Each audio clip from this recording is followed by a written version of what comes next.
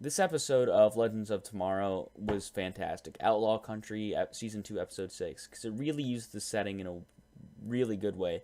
Uh, there was, of course, the train that they had to stop. There was the classic mine full of a resource that the evil guy is trying to take over, and of course, this episode is the ridiculous idea of dwarf star alloy, which I think is fun and it's very interesting. And I was watching this with somebody, and they said, "Oh, that's so unrealistic." But that's the thing about Legends of Tomorrow.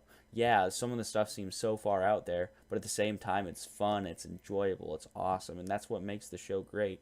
And just seeing Jonah Hex back on screen was awesome, and I love the Wild West setting.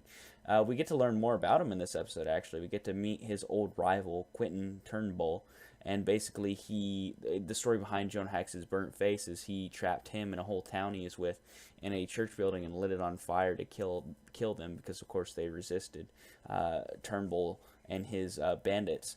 And so somehow he escaped, and he's been trying to hunt him down ever since. So we have this idea of vendetta and how he's going to he wants to go kill Turnbull, and we get to see him and Sarah have some cool scenes because, of course, Sarah just got over the fact that Damien got over her want to kill Damien Dark in the previous episode. So we get to see her sort of talk Jonah into some sense, and it's very interesting. Also, we saw some great character growth with Mick and Amaya. Their characters really seem to be gelling. And now there's a few points in this episode where I didn't like the storyline involving them because it seemed a little forced.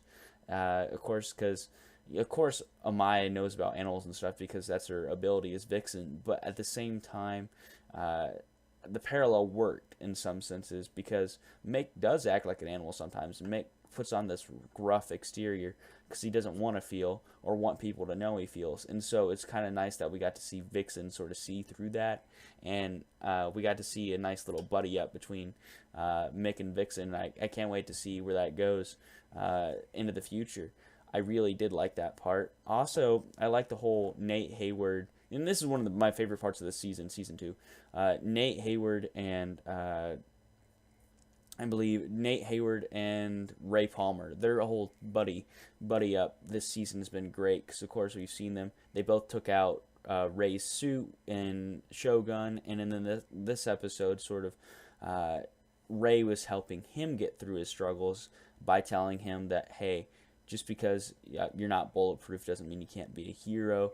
There's that underlying theme of what really, we've seen this throughout the season. What does it mean to be a hero?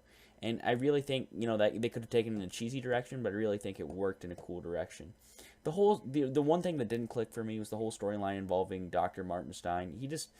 His story was cool, as in, yes, he changed his fate in the past, but it wasn't really fleshed out in a way that was nice, and it seemed like it was sort of just shoved into certain parts to make you, let you know that Stein was still there, still a part of the team, and wasn't off in another time stream. So that I really didn't dig that part of the episode, but for the most part, this episode was great. I loved the setting. I loved the action. It was definitely there. I loved Jonah Hex. And I just really like this episode. So I'd have to give Legends of Tomorrow Outlaw Country probably an 8.2 out of 10. I hope you've enjoyed this review. Remember to like and subscribe for more. This has been Jonesy from Jonester TV, signing off.